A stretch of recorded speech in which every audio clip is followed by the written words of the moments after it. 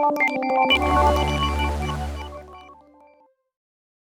Everyone, welcome back to cyber agents. Due to corona virus pandemic मैं उम्मीद करता हूं कि आप सब लोग अपने घर पे सही सलामत हो गए। I request all of you to stay home, stay safe and most importantly stay alert.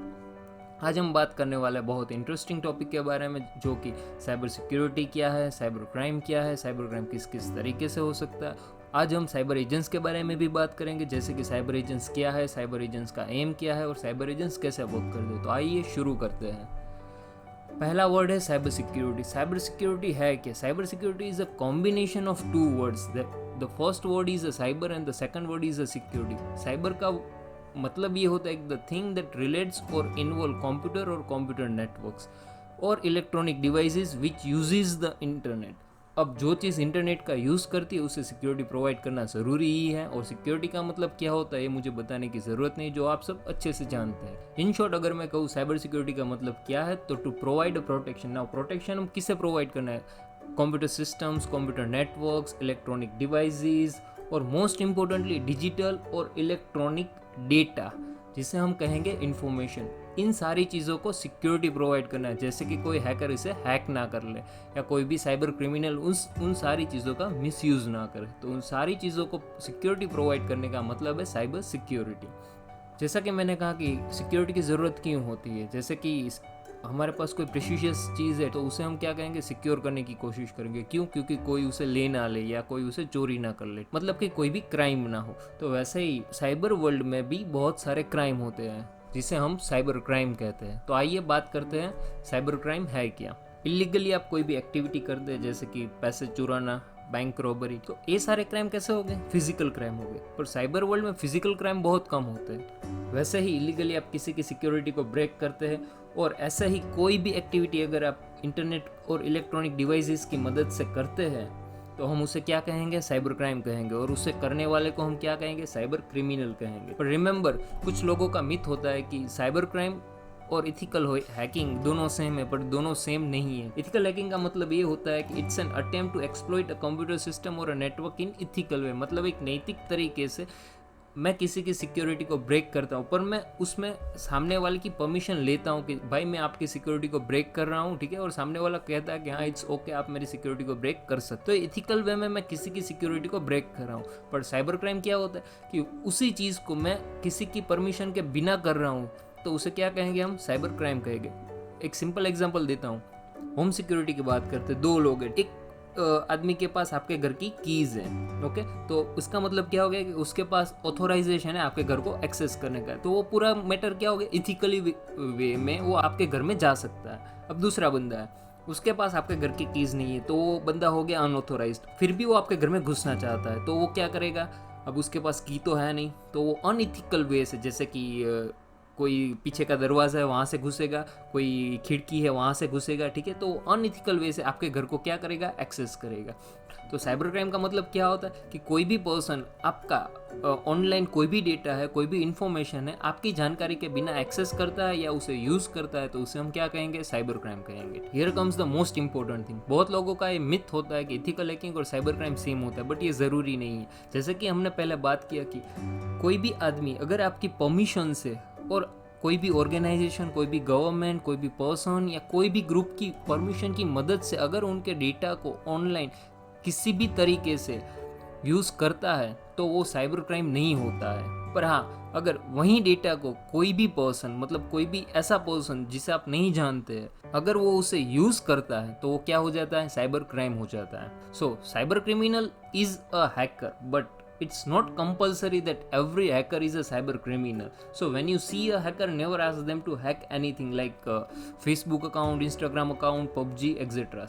Now let's take a one simple life example. जैसा कि हमने होम सिक्योरिटी की बात की, अब होम सिक्योरिटी में मतलब हमारे घर की सिक्योरिटी में क्या होता है कि हमारे पास दो कीज़ होती है, एक कीज़ हम अपने पहचान वाले को देते हैं और एक कीज़ हम खुद रखते हैं। अब आपकी गैर मौजूदगी में अगर आपके घर में कुछ हादसा हो गया है, तो वो बंदा आपके घर को एक्सेस करेगा, तो वो पूरा क्या हो गया? एथिकल वे हो गया कि वो आपसे बात करेगा। अब वहीं दूसरा बंदा, उसके घर की चाबी नहीं है, आपके पास की नहीं है, पर फिर भी उसे आपके घर को एक्सेस करना है, तो वो क्या करेगा? अनइथिकल वे से आपके घर को एक्सेस करेगा, तो वो क्या बन जाएगा? साइबर क्राइम बन जाएगा। अब देखते हैं साइबर क्राइम कितनी कितनी तरीके से हो सकता है।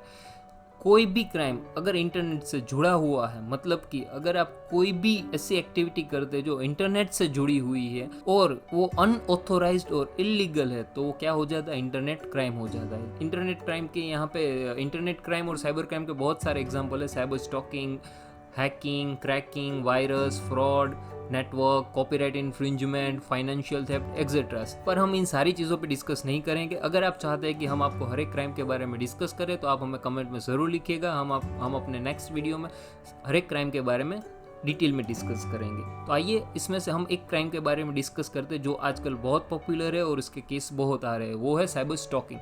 साइबर स्टॉकिंग क्या है? कुछ लोग इसे साइबर बुलिंग भी कहते हैं, कुछ लोग इसे साइबर डिफामेशन भी कहते हैं, या इस नाम से भी ये पॉपुलर है। तो साइबर स्टॉकिंग का मतलब क्या होता है? To harass an individual or a group or any organisation with the use of internet. मतलब कि किसी भी एक पर्सन या कोई भी ग्रुप या कोई भी ऑर्गेनाइजेशन या कोई भी गवर्नमेंट को परेशान करना with the use of internet, तो वो क्या हो जाएगा, साइबर स्टॉकिंग।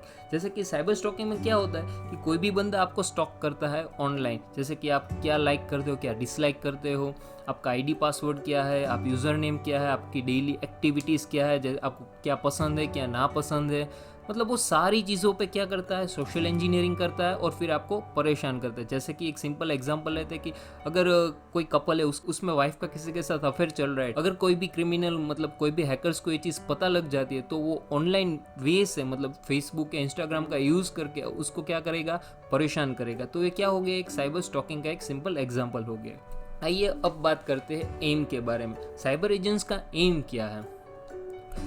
साइबर एजेंट्स का एम ये है कि it's to circulate awareness to people on how cyber criminals illegitimate activities leads to crimes with the tiny piece of information which expose or harm the association or persons living.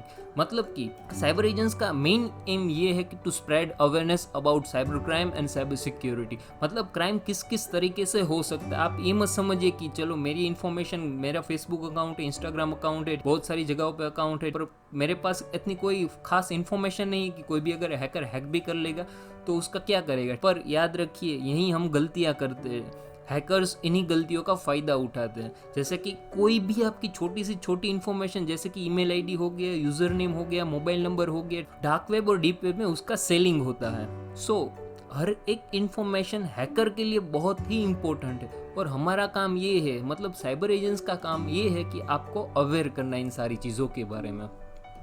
अब हमने ये तो देख लिया कि साइबर सिक्योरिटी क्या है, cyber crime क्या है, साइबर क्राइम के टाइप्स क्या है, बट एक्चुअली क्राइम कैसे वर्क होता है आज के ज़माने में और इन फ्यूचर। अगर कोई भी पावरफुल अगर चीज़ है तो वो है इन्फॉर्मेशन। इन्फॉर्मेशन का इम्पोर्टेंस हैकर्स और साइबर क्रिमिनल्स को बहुत ही अच्छी तरीके से मालूम।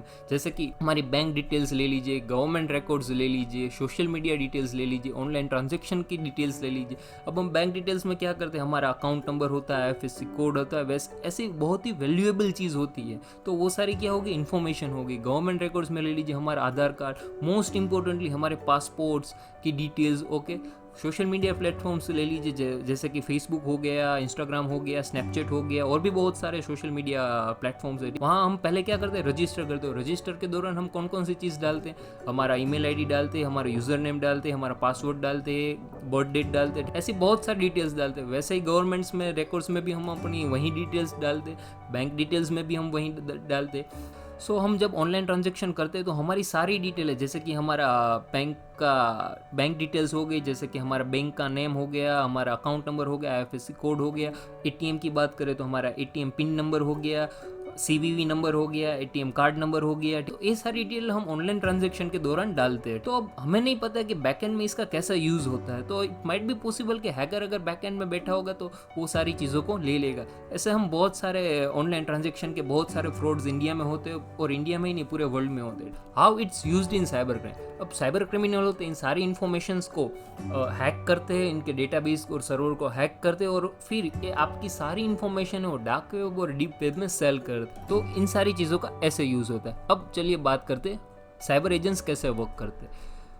We discuss on different case studies of cyber crime. हम ग्रुप में बैठते हैं, डिफरेंट केस स्टडीज होती है साइबर क्राइम रिलेटेड, मतलब वो क्राइम किस cyber types of cyber crime के अंडर आता है, उन सारी चीज़ों पर बैठ कर हम डिटेल में डिस्कस करते हैं।